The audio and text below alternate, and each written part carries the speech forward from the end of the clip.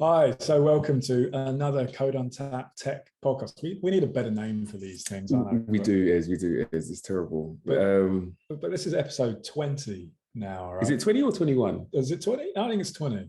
20, We've done 20, 20. We've done 20 of these so far. So no, it's been great fun getting these done. But so look, you got me, Ez, and Jay. How's it going? Good. Very, very busy. As always. Yeah. So for me with Yo, at the moment, it's focusing on funding. We've just opened our funding round. Yeah, you have. Yeah. How's that going? It's going not too bad, actually. I think we've got 50% commits already. Okay. Yeah. So just trying to close out the last bit before the closing date. Yeah. Well, you're doing an SCIS round, right? Yeah. So SCIS, what that means is that anybody that's a taxpayer essentially can get a tax refund on any money that they invest. And that's something that, well, it's good for me, but it's also something that's good for the investor. Right. And so it's something that I believe startups trying to raise their first raise, and they talk about this thing called friends and family. And this is what this is really for. Right. So it's for people that know you and trust you. They should look to do SCIS funding. Right. It is a bit of what I call, there's a lot of paperwork involved in terms of setting it up, because you need to be in terms of, it's something it's a fund that you're setting up, and it's something that is sort of ratified by HMRC, because they need to verify that you're in the position to,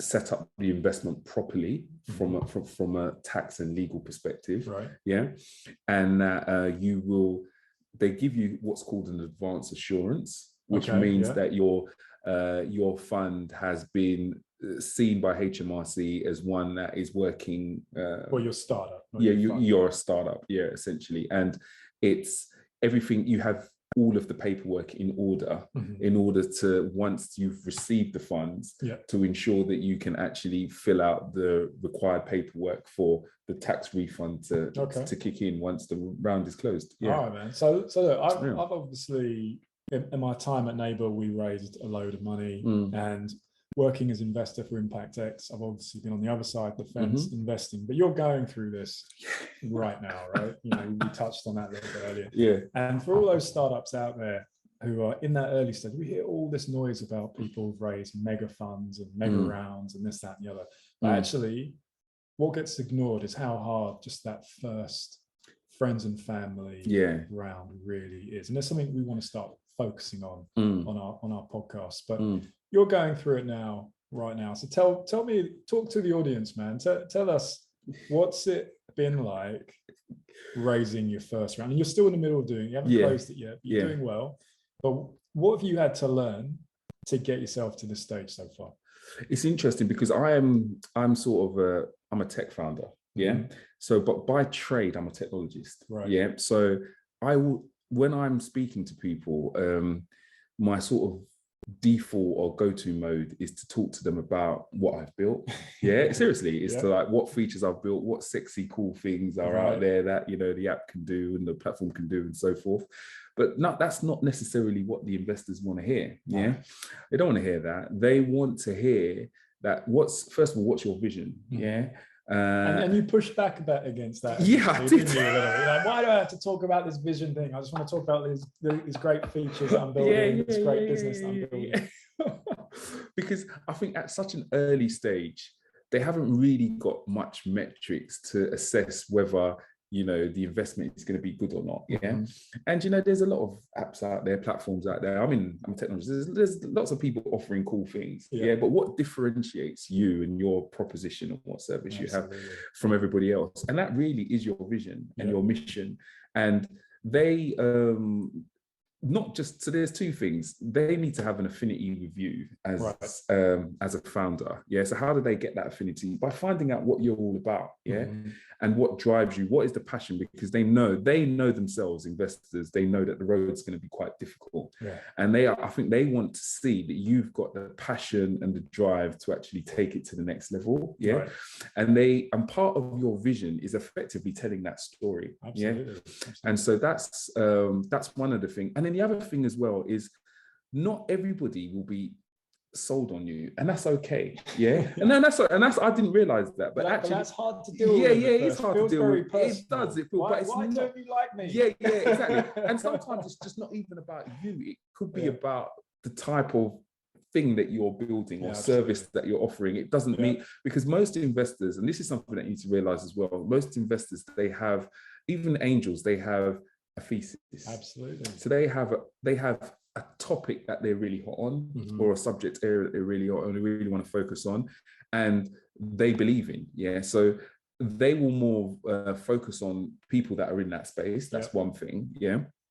And then secondary, then it comes, okay, this is a great founder, that I want to invest in, or something like that. So you could just be outside of the area that they're looking to invest in, and so that's not an issue, that's not a thing, that's not a thing. So it's those two things. So where you meet a good connection with an angel investor is where it'd be great if you could hit them, you're right bang in the middle of the area that they want to invest, but actually they're really, you have an affinity with them. You actually they're investing in you exactly as an individual. And it's interesting. One of the investor meetings that I had, which was quite interesting, is that after he was actually one of the investors that actually invested, and so that was a great meeting. It was a great outcome for the meeting. But one of the questions right at the end, he asked me, "Well, how can I help you?" Right. Yeah. And I was really sort of taken, so you're giving me your money and you want to give more and you want to actually help me. That's actually what you want as a founder. Because I was able to turn around and say to him, actually, well, there's this particular area that it would be great if I could get some connections in, and that could, this is really what we need to also, not just from a capital perspective, but from a network perspective, take the business to the next level and fill this gap that we need as well. So that was great. And so I think as a founder, you need to be prepared to answer those type of questions as well. Because I think, especially at the angel level, I think the angel investors really want to join your journey. And they want to be part of the journey, not just giving money, but actually using their network or whatever capacity they have to add value to what your proposition. Well, a lot of angels, when they invest at this, partly it's about, how much money do they actually have? They don't have enough to get in on the bigger rounds, later stage companies. Just from a technical perspective, they can't. They're logistical, they can't, right? They can only come in on the earlier companies. But being early on early companies means you can have an influence. And a lot of angel investors really want to support the founders in those ways. They want to be part of that story, part of that journey, and to help grow the founder appropriately. And for some angels as well, it's a way to get to know the startup space better, because it might be that they want to become a startup founder, and actually becoming an angel investor is a way for them to do that.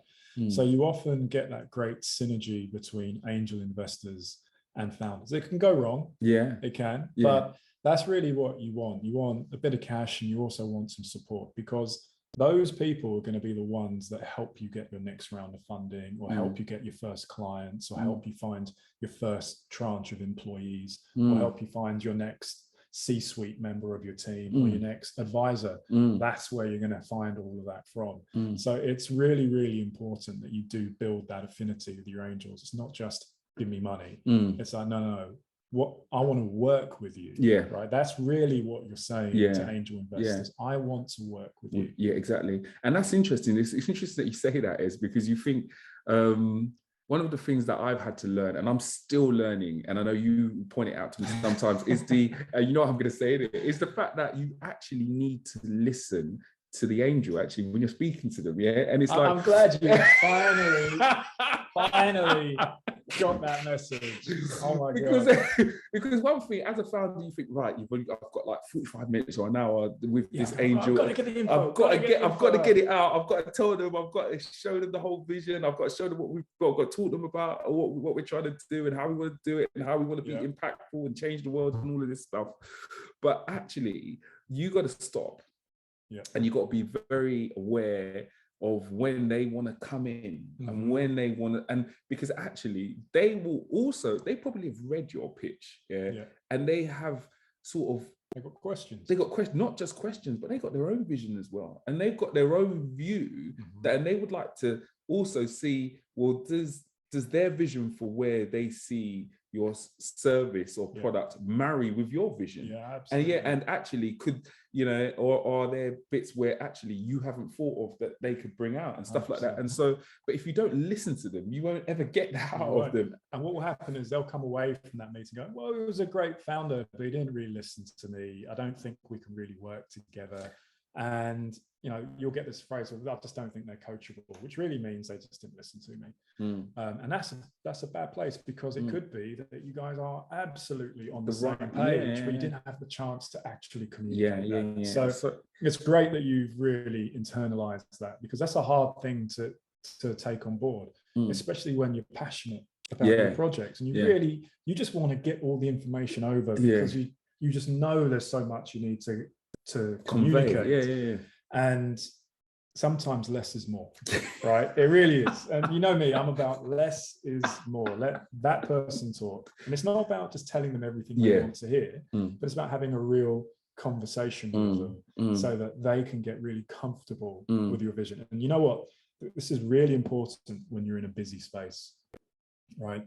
Because the thing they'll be coming into is going, oh, there's a lot of other companies there. What is it about you that stands apart? And they will have an idea in their head already that they need to get an answer to. And if you don't give them the chance to speak, you might be focusing on X, Y, Z, whereas they're going, actually, no, this thing here is the real problem. I need an answer to this. And especially, like, that's really interesting, because especially if they have a thesis, or if they're really focused on that area, they will know that. They will 100% know the blockers. And so they want to know, do you know those blockers? Are you aware of those blockers, and can you deal with them? I know, Ez, you want to touch on the hard stuff. There's some hard facts that we need to talk about, like how much money should we raise and at what stage. So, Ez, I know this is really over to you now. No, I mean, I love using these sessions. You're a case study, right? We focus on that. But you know, just some key facts first of all, which have been put together by Karine, our podcast producer. She does all the work for us on these. So, you know, individual venture capital firms receive more than 1,000 proposals a year for funding, right? So it's just something to think about when you're starting this journey. Who do you really speak to? Are VCs the right person, right organizations for you to be talking to when you're doing your first fundraise, friends and family and the rest?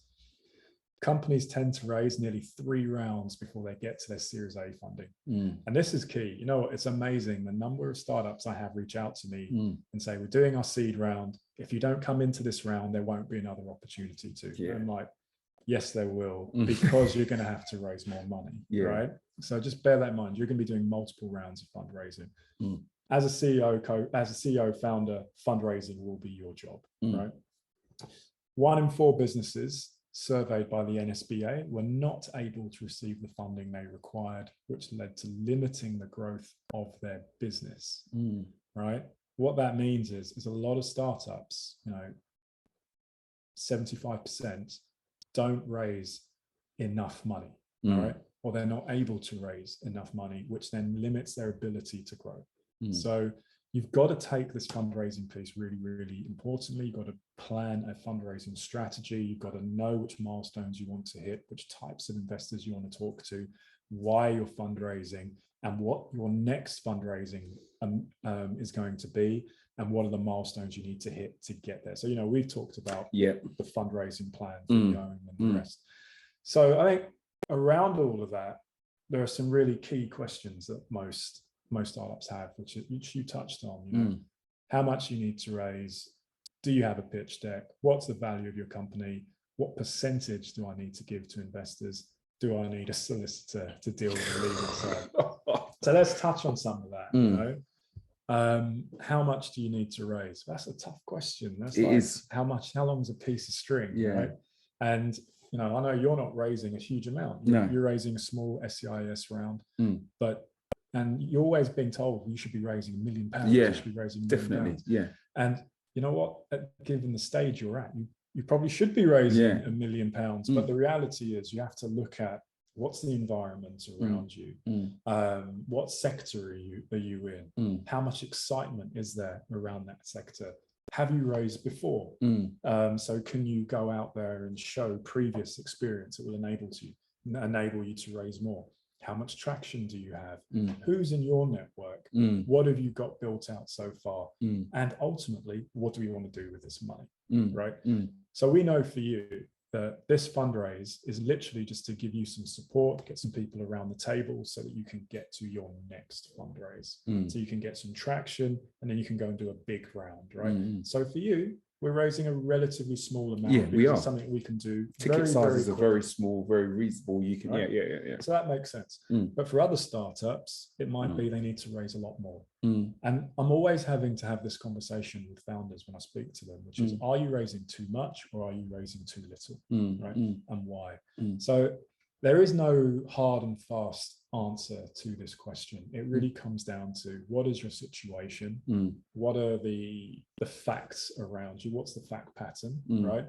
And what are you trying to do with this money? What milestones do you want to hit? How many people do you need to bring on, and why?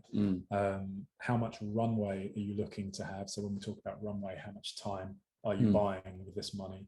And, you know, one of the things we have to be cognizant of at the moment is the environment. The market conditions, yeah. Market conditions are pretty tough. And as I think this is something that we're going to talk on more in our conversations, because I think the market conditions being so sort of volatile at the moment, it really influences what funding is out there for startups. Absolutely. And there's been a big change, right? There's still a lot of money out there. Don't get me, I'm not saying there's a lot of money out there.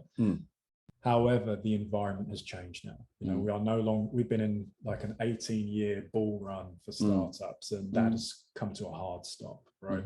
So terms are changing, amounts are changing, what investors want to see in startups is changing. But, you know, this is all cyclical as well. It will change again, but we've got to recognize where we are right now. So if you're fundraising at this moment in time, my advice is generally raise as much as you can, and try to get 18 months runway. Now I know we're doing something slightly different, but you know, there's a reason why we're doing things the way we're doing. So, you know, one of the other questions was, do you have a pitch deck? Do you need one? Well, of course you do. Right?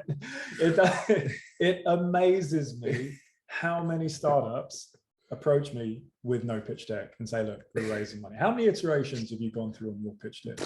20, is it 25? It's a living document. It is, right? And it's grown and it's grown and it's grown and it's got better. And even now you're looking at it going, here's another pitch deck that looks amazing. We need to think again. About about making sure we highlight the mission, the vision, and those sort of things. Absolutely. So, you know, do you need a pitch deck? Yes.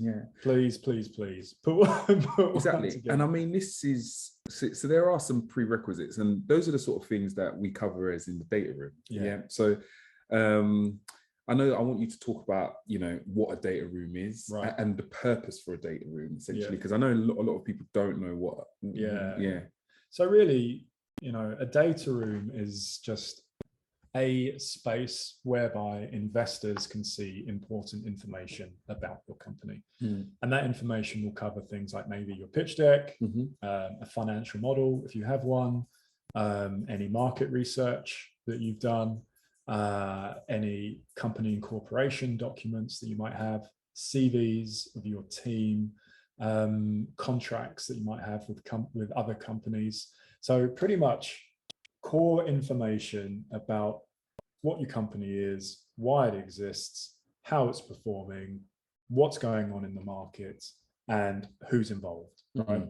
And all of this is to allow investors to just get underneath the skin and gather the information they need. Not all investors need that. Most angels won't bother, but for more sophisticated investors, they absolutely will.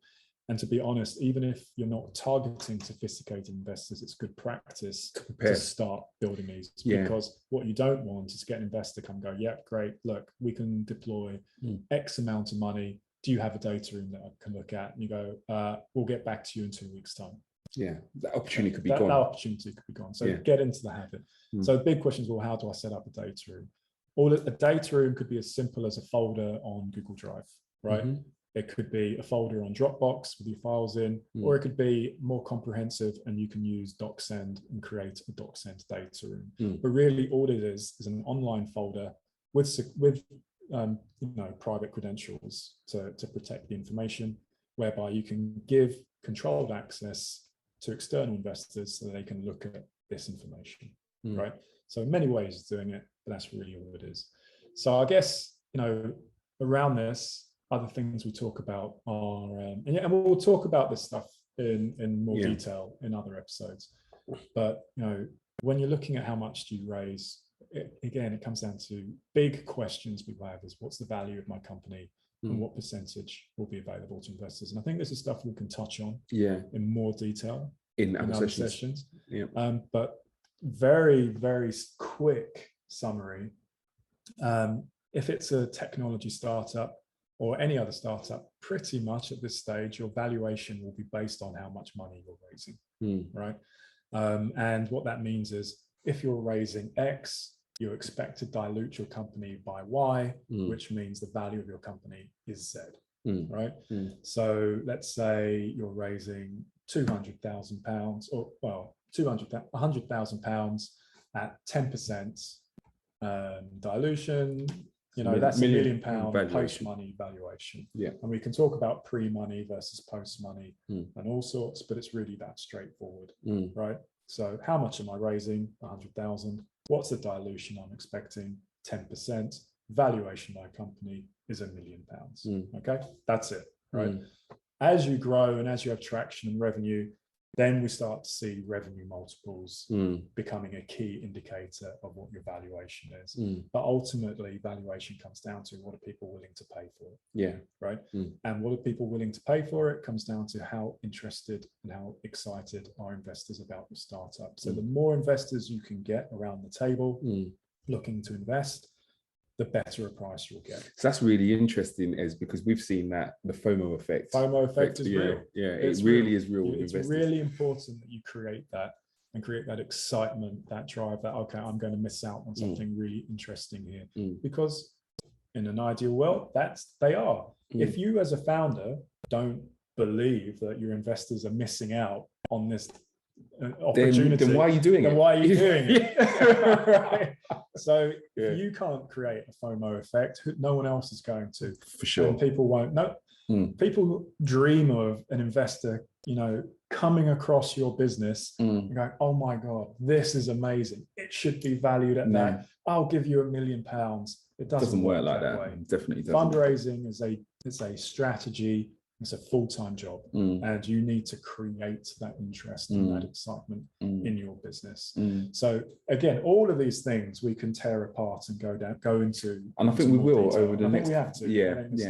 Yeah, definitely. So I think that's it. Yeah, I think this session. This has been a packed session. There's lots of information in this one, and I think it's great.